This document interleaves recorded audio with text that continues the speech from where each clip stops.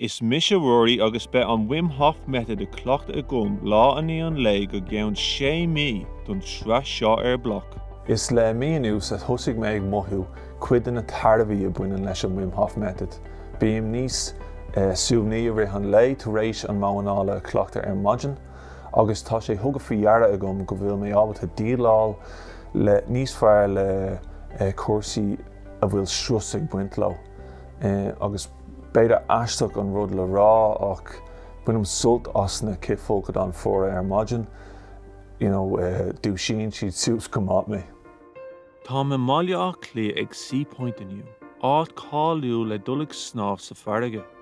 Tá me bualadh le Niall Ó Murchú chun éisleis agus feilm ua. Tá Niall mar teagascóir an Wim Hof Method an seo an éireann, agus deilm sé cuid skillne ó Wim Hof féin. Is mis Niall Ó Murchú, bíam ag múnú Wim Hof Method an seo in éireann. I gcónaí an masail bhí mé ag tóireacht bailí le plé leis an brú agus leis an strus a tagann le saoil an duine sa lá atá inniu ann.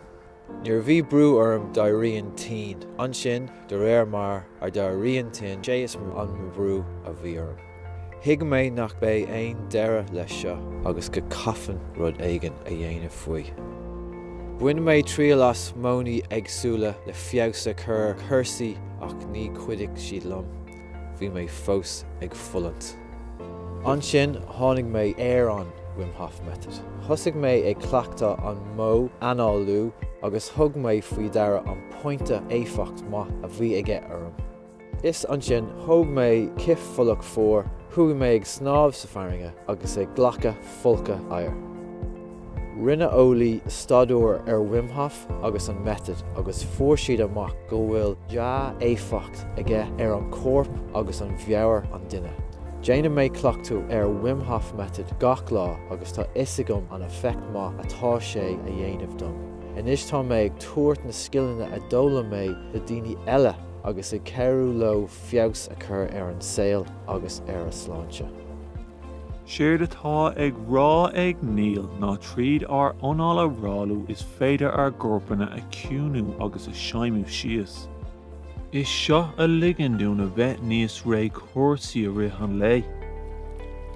Is cleachtadh ar an n-anáil é an teagascóir a dúsáda sa bailach seo.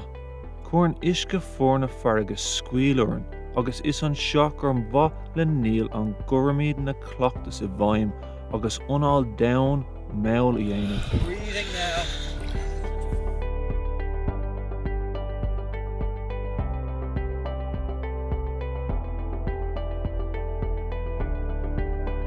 One more.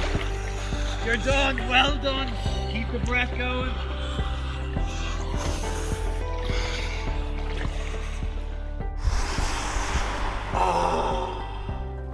How are you feeling? Well, it's nice to have my clothes back on, first of all, and my little penguin hat.